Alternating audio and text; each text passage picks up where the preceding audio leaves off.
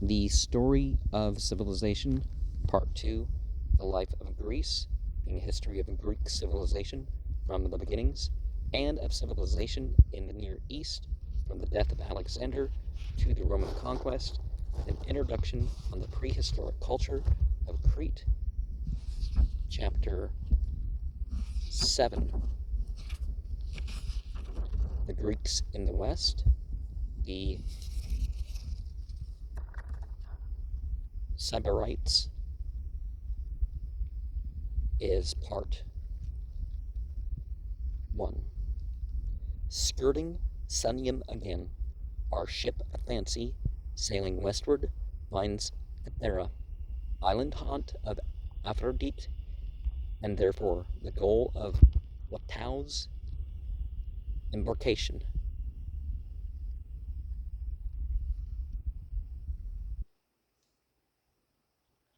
Watau's painting, embarkation for Cythera, symbolized the spirit of the upper classes in 18th century France, which had shed just enough theology to be Epicurean. Well, in that case, you could say they mixed theology, because technically people would tend to say that Epicureanism, if they knew what Epicureanism was a type of theology in itself, a religion in itself. Because it's a type of hedonism in which you regard the pleasure and pain, and that you tend towards a steady,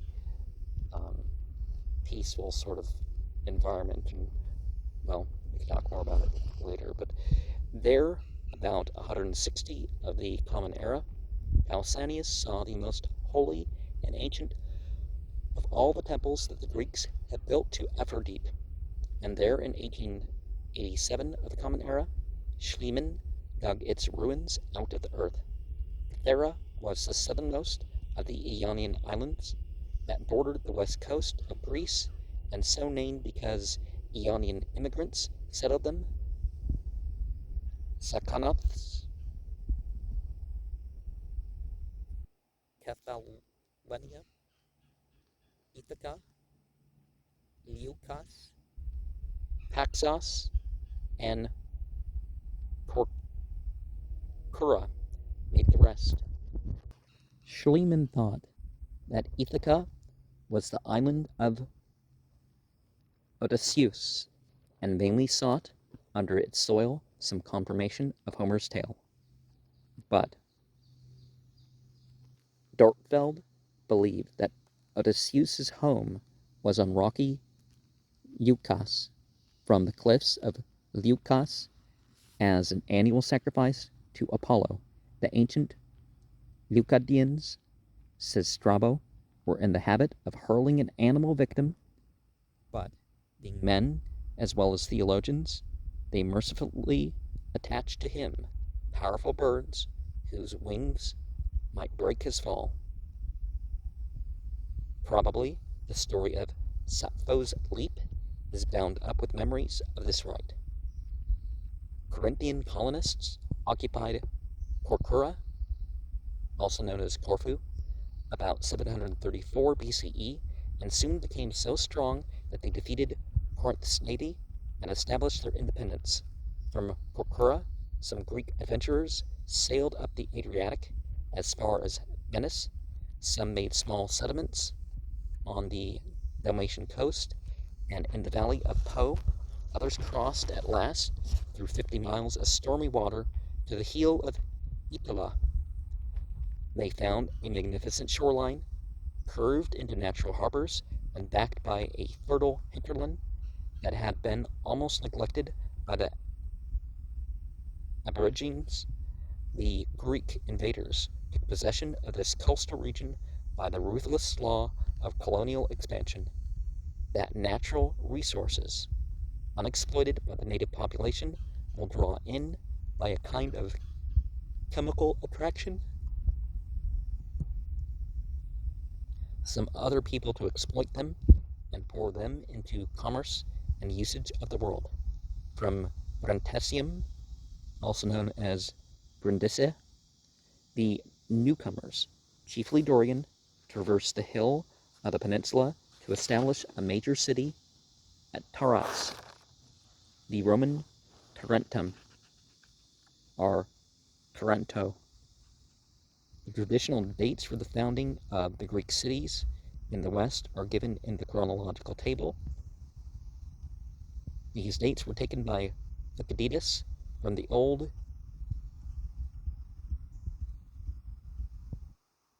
Iagographer Antiochus of Syracuse. They are highly uncertain, and the Hathi believed that the Sicilian foundations came later than those in Italy. Thucydides' chronology, however, still has many supporters. There they grew olives, raised horses, manufactured pottery, built ships, nettled fish, and gathered mussels to make a purple dye more highly valued than the Phoenician dye. And remember that this dye to put things purple or blue would make something worth 8 times its weight in gold. At least at a time. As in most of the Greek colonies, the government began as an oligarchy of landowners passed under dictators, financed by the middle class, and enjoyed vigorous and turbulent intervals of democracy. Here the romantic Parahas would land in 281 BCE and undertake to play Alexander to the west. Across the Tarentine Gulf, a new wave of immigrants, mostly Achaeans, found in the cities of Sybarites and Crotona. The murderous jealousy of these kindred states illustrates the creative energy and destructive passions of the Greeks. Trade between eastern Greece and western Italy had a choice of 2 routes, one by water, the other in part by land.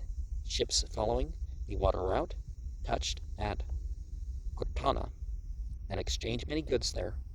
Thence they passed to Rhegium, paid tolls, and moved cautiously through pirate-ridden seas and the swirling currents in the Messina Straits to Alia and Cama, the northernmost Greek settlements in Italy. To avoid these tolls and perils, and 100 extra miles of rowing and sailing, merchants who chose the other route unloaded their cargoes at Sybarites, carried them overland some 30 miles to the western coast at Laus, and reshipped them to Poseidonia, whence they were marketed into the interior of Italy. Strategically situated on this line of trade, Sybarites prospered until it had, if we may believe Diodorus Siculus, 300,000 population and such wealth as few Greek cities would match. Sybarite became a synonym for Epicurean. All physical labor was performed by slaves or serfs, while the citizens, dressed in costly robes, took their ease in luxurious homes and consumed exotic delicacies. Cooks or confectioners who invented new dishes or sweets, Athanas reports, were allowed to patent them for a year. Perhaps Athanas mistook caricature for history.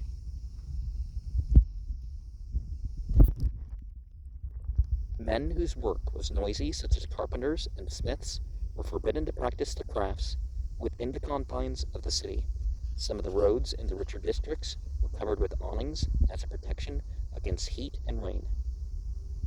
Alcisthenes of Sybarites, says Aristotle, had a robe of such precious stuffs that Dionysius I of Syracuse later sold it for 120 talents, which is like $720,000 in the day of, when was this book? 1939?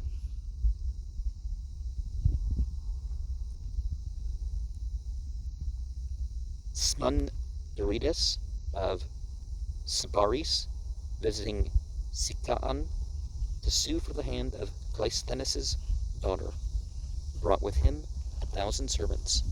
All went well with Sybarites, until it slipped into war with its neighbor, Grapana, in 510 BCE.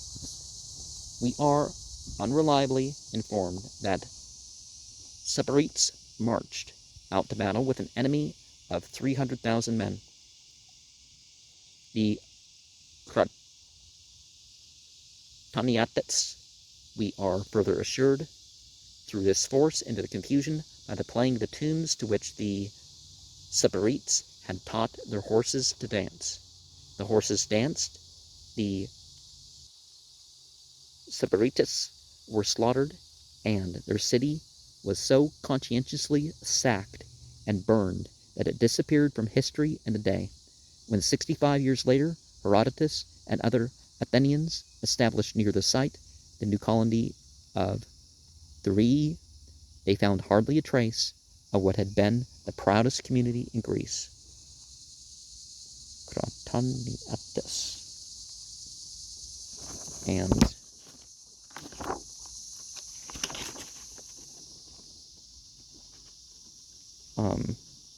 1939, yep, that's when the book was.